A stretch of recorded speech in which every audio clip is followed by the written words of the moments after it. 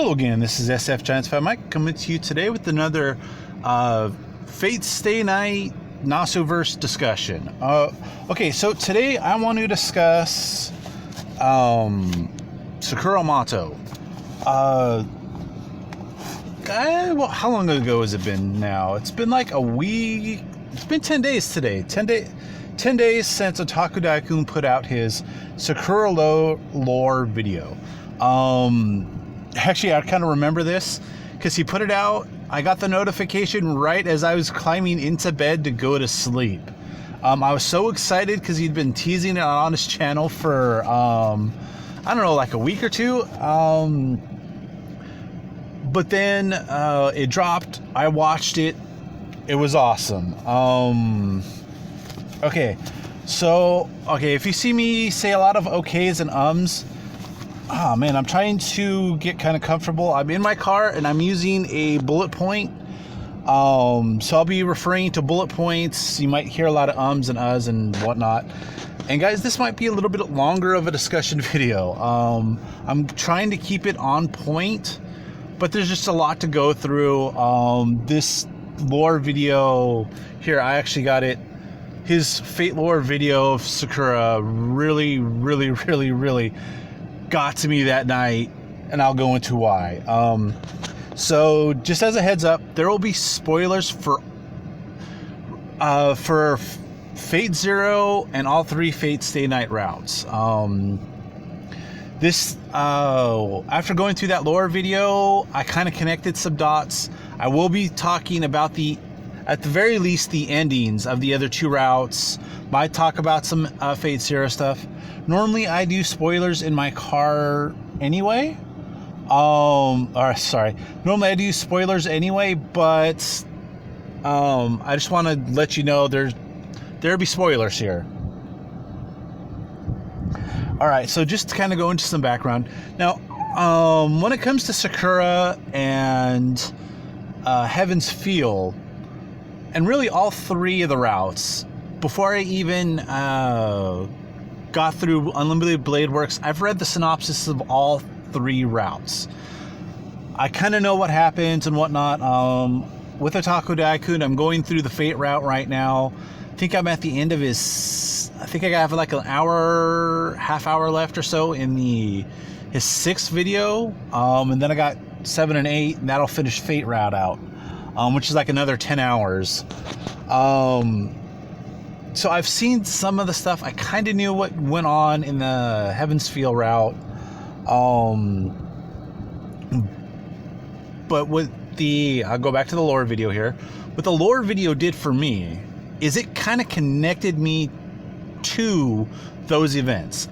Now, the lore video did tell me a few things I didn't know. I don't quite remember exactly what those were now. Like I said, it's been 10 days or so since I've seen it. Actually, it's probably been 9 days because I know I watched it the next day. I think I've watched it like 3 or 4 times, guys. It's good. It did reveal some stuff to me that I didn't know. Like, I knew some of the stuff that Sakura went through. But then the Heaven's Feel route reveals that it's a lot worse than what I knew before. And what I will do, sorry, I'm referring to notes, guys. What I will give Otakudaikkun major props for, the way he does his videos isn't with movie clips or anything, but what he'll do is he'll create like Fate Grand Order cards of snapshots from the anime or I'm guessing official arts or whatever, and he'll simply just put multiple cards on the screen. They'll do a slow spin. He'll put the Fate Stay Night soundtrack in the background, and he does a good job of just kind of making you feel the moments. How do I put this? It's not as... Oh man, how do I put it? It's not as bombastic as some other stuff I've seen out there on, YouTube, when they'll do clips, they'll do whole sections and whatnot. He just does a very good job with the narration and the presentation. and utilizing the soundtrack that's actually from the game, I believe, to get you connected to the moments.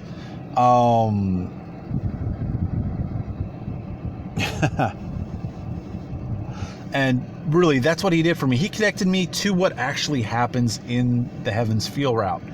And like I said earlier, well, I didn't think things could get really much worse for Sakura. Now let me go through this. Hold on, let me just go over my notes real quick here again.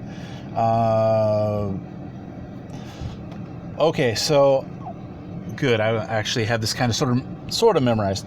All right, so the visual novel, the Fate Zero and the Fate route make it clear Sakura is not in a good situation.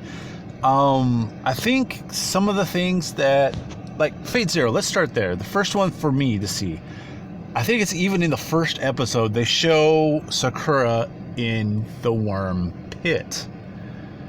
That's crazy.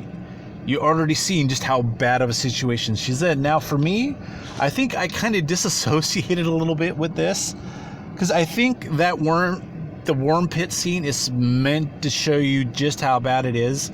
But I think just because I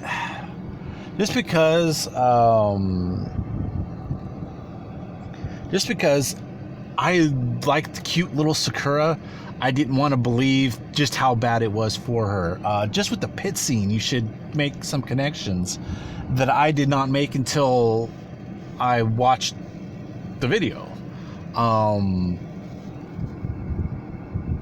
But yeah, you see that happening in the visual novel, especially the visual novel. It makes it, you pretty much get the idea that she's getting, at the very least, physically and mentally abused at home. I don't think it ever goes so far as letting you know she's being raped, but you can kind of sort of, with the way Shinji acts towards her, you kind of get that idea. But it's never confirmed as far as I know until the Heaven's Feel route.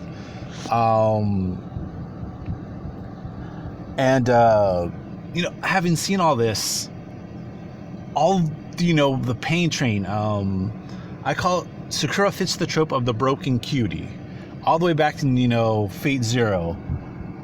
It's one of the ones that I really, really, really tend to connect with really easily. If I go through like the list of my favorite Marvel characters, most of them have qualities from that trope.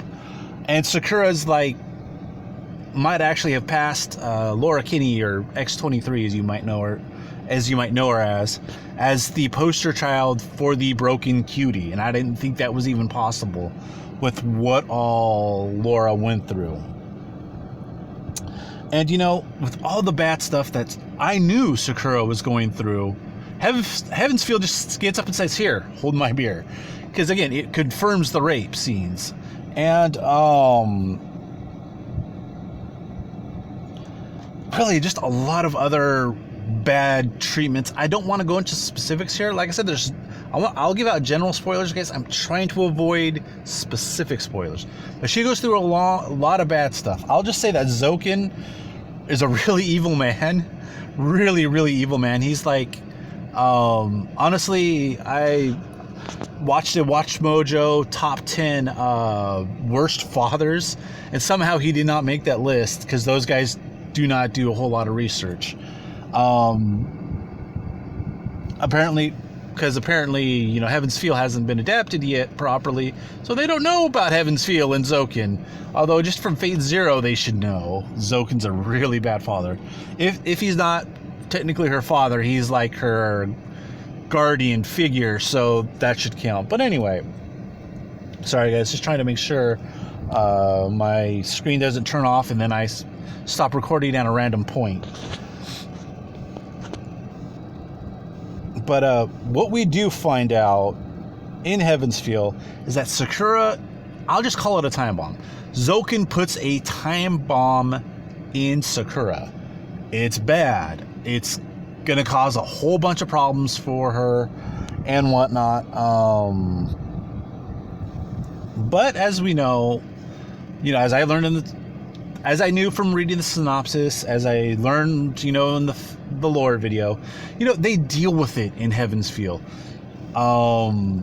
They go through, they quote unquote save her, and they deal with that whole situation.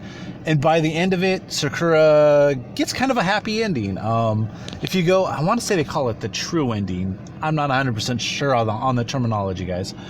But on like the happiest of endings, she gets Shiro. Ryder sticks around. She actually has a familial relationship with Rin again. She gets like the happiest of happy endings. And she does not have that time bomb looming over her again. Now, like I said, I really enjoyed the video. I went to bed afterwards. And I was thinking, as it was the last thing I watched, last thing I did, whatever. And I was thinking about it, and I was like, oh, that's cool. I like how that goes down. I can't wait to see these things, Ufotable put these things together and on screen. And then it finally clicked with me. And then my mind finally latched onto that time bomb. Now, this time bomb, if I'm not mistaken, it's taken Zoken years to set this scenario up. That means if he's been setting this up for years, she had this time bomb in her in both the Fate route and the Unlimited Blade Works route. Sorry, I'm reading notes again, guys. Sorry. Yeah, and right there, because after, Dean Stay Night and Unlimited Blade Works, I kind of had the idea that, it wasn't, Sakura didn't have the fairy tale ending where she ends up with her first crush and all that good stuff. But I figured she had a happy enough ending out of those two routes. Yeah, this was crushed. It's absolutely crushed because Zoken still set up the time bomb. And then, of course, that leads me to, wait a minute. Does this mean that Zoken can just trigger this time bomb at any moment? I know in both of the Fate route and Unlimited Blade Works route, from what I know, her situation is definitely going to be improved. Shinji in Fate, yeah, Ilya took care of that problem. Yay! And Unlimited Blade Works, I got 2 more episodes to go to finish off my rewatch of Unlimited Blade Works. As you can tell, guys, I'm consuming a lot of media right now. Trying to catch up on stuff, review stuff, and whatnot. And then outside of the Nasu-verse stuff I'm trying to cover, I realized this week Luke Cage is coming out, and I'm a huge Marvel fan, and I've been looking forward to season 2 for a while. So then it's like, oh my gosh, there's so much stuff I want to watch, so much stuff I want to play. I want to get back to Fate Grand Order and all that stuff. Anyway, guys. So much to do, so much to watch, so much awesome stuff out there right now. I mean, and next week it gets even worse because then I'm going to have the last encore. From what I hear, it's only 7 episodes, so it shouldn't be too bad, but nonetheless. So I know her home situation would have improved just with, like I said, in Fate route, Shinji's gone, so at least that's taken care of. And then Unlimited Blade Works, in theory, Shinji would have been humbled. I know Rin went the extra mile and saved him. I think that happens in the visual novel as well. But I'm guessing that would have humbled him and helped him turn into a different person. And he just has to live with the fact that he got turned into a gigantic, ugly mass of arms and legs and fat or grail thingy that he got turned into. He got absolutely violated in a way I don't think even Sakura has been violated. But nonetheless, he's got to live with that. So I think that'll change his character for the better. I hope. I'm hoping to learn as I finish out Unlimited Blade Works either today or tomorrow that did change him. And Sakura, again, the Shinji factor is better. But what I don't see in those two is what happened to Zoken. In theory, if Zoken's still alive... Hold on, guys. I gotta flip my notes here. In theory, if Zoken is still alive... as far as I know, at the end of Fate, she went back to live at the manor or whatever. She would have still been living with Zoken. Same thing with Unlimited Blade Works. So, again, is Zoken alive? I don't know. I've been looking. I found the fan forum Beast Slayer. I've heard Otakudaikkun mention it once or twice. Whatever. I found it like a month or two ago. I've been browsing various sites, and like a week ago, I found they have like a thread on the Fate route, and that actually covered a lot of this stuff as I was going through it. So I've been going through that this week and covering stuff. And what it seems like, there is no definitive answer. Is Zoken alive or is Zoken dead in these two routes?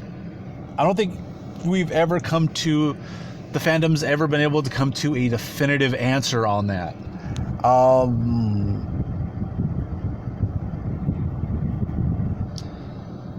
Some people have things saying, oh yeah, this could mean he's dead. Some people say no, it means other stuff.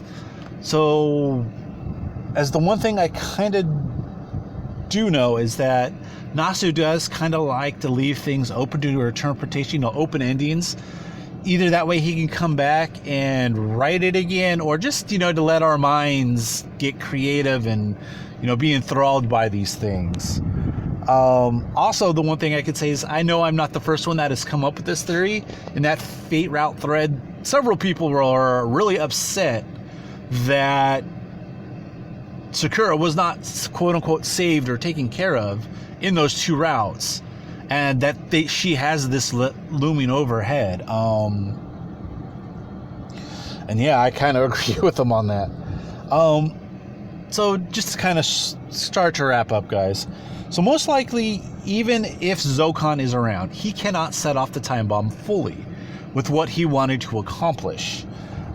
Seems like he needed the Holy Grail and Angru Mainu to kind of pull off what he wanted. And now that the end of the Holy Grail War's come and gone, and that the next Holy Grail War is probably going to be 50, 60 years in the future, I don't know if Sakura will be the proper vessel anymore to do what he wanted to do by the time it gets there. She'll be in her late 60s, late 70s by the time that rolls around. So even if Zoken manages to live that long, and we know he has ways of doing that. But the one thing that worries me, if he is alive, he might be able to partially set off this time bomb. I know I mentioned spoiler warnings, so oh my gosh. This is why I try to flip between pictures, guys. My apologies. I know I've mentioned spoilers before, but this is a specific spoiler, so you might want to skip ahead a few minutes or whatever, a minute or two, or be careful, be warned. I'm spoiling a specific event, specific trap that Zoken set up in 3, 2, 1. Zoken, the way he set it up, he might, even if without the Grail he can't do exactly what he wanted, he still potentially can still take over Sakura's body if he's still around. I don't know if Sakura consciously knows that happened to her. I know I've actually seen a few I don't know what you call them, like screenshots where they put like the visual novel up with the wording and whatnot. I went through like a scene where Sakura had figured it out, takes the trigger of this happening and crushes it in front of Zoken, and then takes out Zoken, which is really awesome. So again, in Heaven's Field, they deal with it. In the other routes, I don't know that she knows that. That is kind of,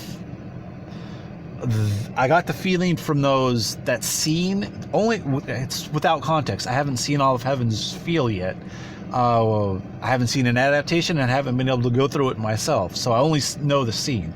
But it seemed like she wasn't quite our Sakura that we normally know and love. I think this is what people call the dark Sakura. So it might be that part of her subconscious kind of knows about it, but she doesn't actually consciously know about it. So she can't, remove it. And again, like I said, this kind of shattered my image of her having happy endings all the way through. I was like, oh, hey, unlike Ilya, who has one ending that's somewhat happy, she has 3 happy endings. And now I kind of get it. She's got 1 happy ending. That's if you go through and do all of the Heaven's Feel stuff and get her to her happy ending and deal with everything and make sure Shiro doesn't kill himself. I don't know. I know there's a part in Heaven's Feel where I guess you could actually get Shiro killed. And I'm guessing it's because Shiro got himself killed because he's a dumbass. Sorry. He just is sometimes.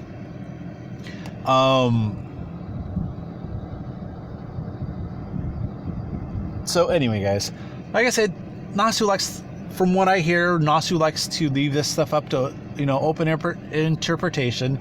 Having seen the Dean Stay Night finale, Unlimited Blade Works finale, I can kind of say, okay, that follows suit with what I've seen so far. I'm still trying to finish the Garden of Sinners. Again, so much stuff to go through. And I want to see those other, did you say Hime or something like that, guys? I would know it if I saw it spelled out. Anyway, I know Nasu's got a lot of stuff out there, and I want to go through it because I've really connected with this stuff. Not just, not just, the Fate Stay Night, Fate Zero. I've even gotten into, Fate Apocrypha. I liked the anime adaptation. From what I hear, the manga's even better. So I really want to get into that stuff. But that's for another day. Like I said, he likes to leave it open to interpretation, so we may never get a definitive answer on those Sakura's actual endings in those 2 routes.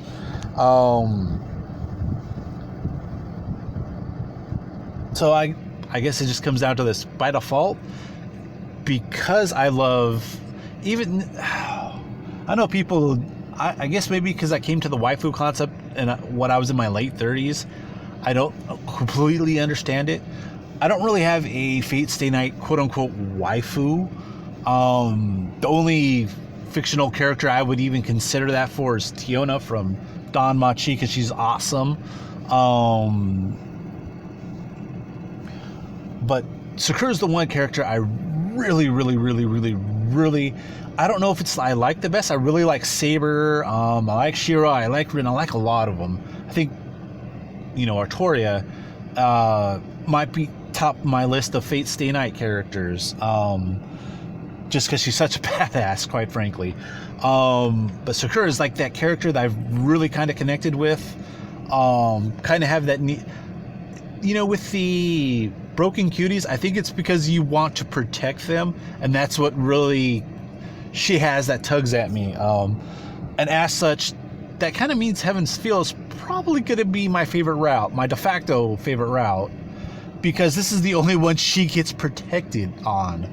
Of course, I also want to protect Ilya, and I love Ilya. And Ilya's had a lot of... Jeez, talk about another broken cutie. And she's got... the route she actually has somewhat of a happy ending in. It actually does not go very well for Sakura. If, again... It's open to interpretation, but it's not closed off and completely saved. So I'm guessing Heaven's Feel is going to be my de facto, because that's the one I know Sakura is fine.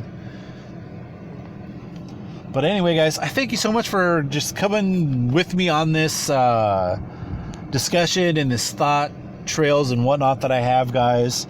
I always appreciate your comments and all that stuff. Really, I have no one that's really into, the Nasu verse in my life. So just being able to interact with you guys in the comments section. I did it again, guys. I really appreciate that. Man, this was kind of a hard one to learn and internalize and realize, because I think, like I said, with the Worm Pit and with Fate Zero, and oh my gosh, it was there, but I just didn't connect the dots at just how bad it was for Sakura, because I think I was just in denial. No, it can't be that bad. It can't be that bad for Sakura. It's bad, but it's not that bad. It was that, dude. To compete with Laura Kinney or X-23 and probably take the cake on that, probably handily, as bad as it was for Laura. Oh my goodness. I guess because Marvel just won't let them quite go this far with it. But dang, to learn that one of my favorite characters, to put the 2 and 2 together, guys, feels bad. It's cool because I put it together. I kind of know what's going on now. But anyway, guys, like I said, I appreciate it, and I will see you guys next time. Bye.